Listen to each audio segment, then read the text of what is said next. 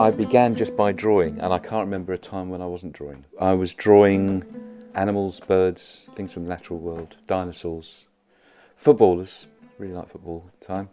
My parents took me to galleries, especially the Tate, and I loved the more surreal, strange things, particularly Max Ernst, I remember at the time. And then I discovered comic books. Being ill from school for 2 days, my mum took pity on me and bought me some comic books. And I completely fell in love with storytelling with images. Then I just devoured everything.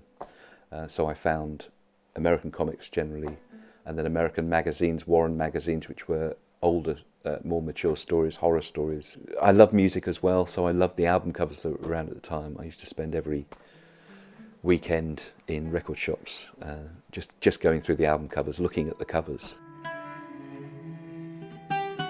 I went to Berkshire College of Art, which was not a notable school, but when I was there, had some fantastic teachers. I argued with everybody for 2 years constantly, and while I was there, I started doing professional illustration.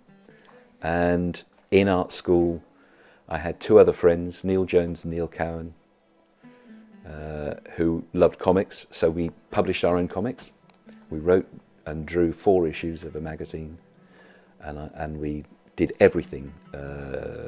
We printed them and bound them, hand-coloured the covers, and took them to comic book marketplaces in London and sold them. And it was there that those magazines were seen by editors in London, so I got work.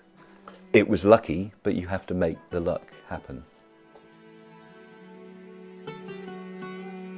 So I tried very hard not to have a style, really, and always try and find exactly the right, as I say, the right tone of voice to express the ideas in that piece. I use lots of different media really for a couple of reasons. One is it's just fun to try different things, and it keeps you fresh, and it stops you getting lazy and just repeating the same images over and over again.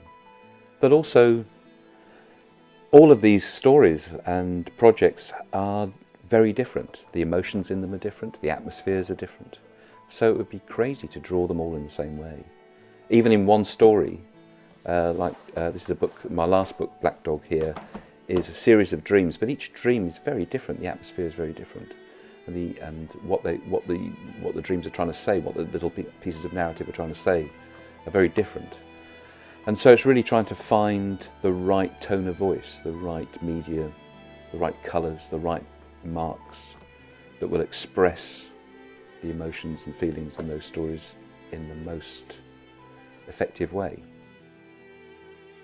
To find that right tone of voice, really, it's a case of thinking very hard about the story and exactly what I want to express, imagining what those pages look like and sort of working towards that.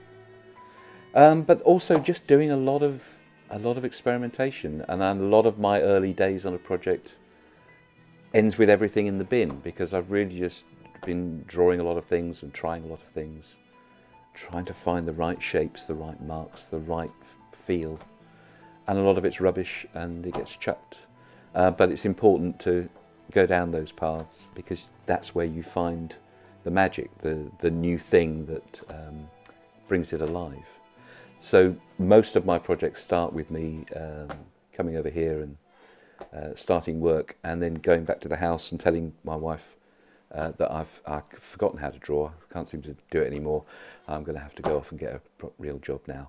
But you've got to go through that stage of just breaking down all the safe stuff that you've done before to try and find the thing that makes this project fresh and new.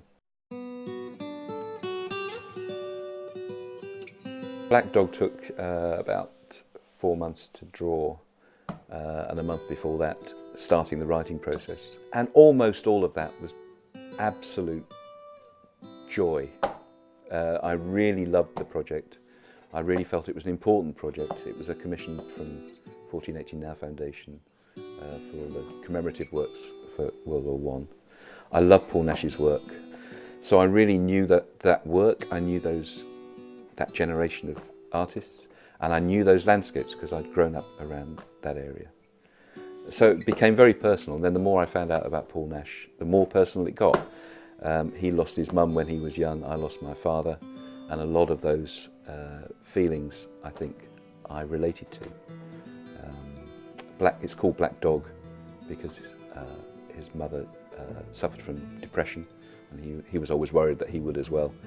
And the black dog is a symbol for depression that hangs around with you. And although I never had that, I always had a feeling of something, a feeling of mortality, I suppose, hanging around after my father died. I've done a bit of work in theatre with a company called Wildworks in Cornwall. And very sadly, the man in charge, Bill Mitchell, died last year. But he's been probably the most influential, important person in my life recently, because he completely changed my way of working. Prior to him, everything I wrote was very precisely written and laid out before I started drawing anything. But his way of working was hugely improvisational. He would just bring people together. He would bring little germs of ideas together. Usually the theatrical piece was site-specific, so he would look at the geography of the place, the history of the place, the animal life, the bird life, the people who worked and lived there, the myths and legends surrounding the place. And all of these things would fold in. And slowly a piece of work accumulates. It just arrives. And you just have to have trust and faith that that process will happen. But it means you're available, you're alive to all of these little chance things happening. And it makes the process day by day fantastically enjoyable and pure fun, really. If you tie the thing down right at the beginning, even though it gives you a safety net and you feel secure, it kind of deadens the process a bit. It means that you're just going through the motions of trying to get the piece done, rather than, or getting to the end, you know, rather than being alive with it all the time. The next book is called Raptor. It's about a Welsh horror writer called Arthur McKean at the point in his life where his wife has died, and he is both desperate for there to be an afterlife or something beyond this life, and also sceptical. And you see that in his fiction. So it's about that moment in his life, but it's also about political monsters. I wanted to write something about the state of things at the moment, but in a metaphorical, allegorical way. My favourite work tends to be just what I'm doing right now, right at the moment. What I've enjoyed more than anything is having a good chunk of time to really explore a subject.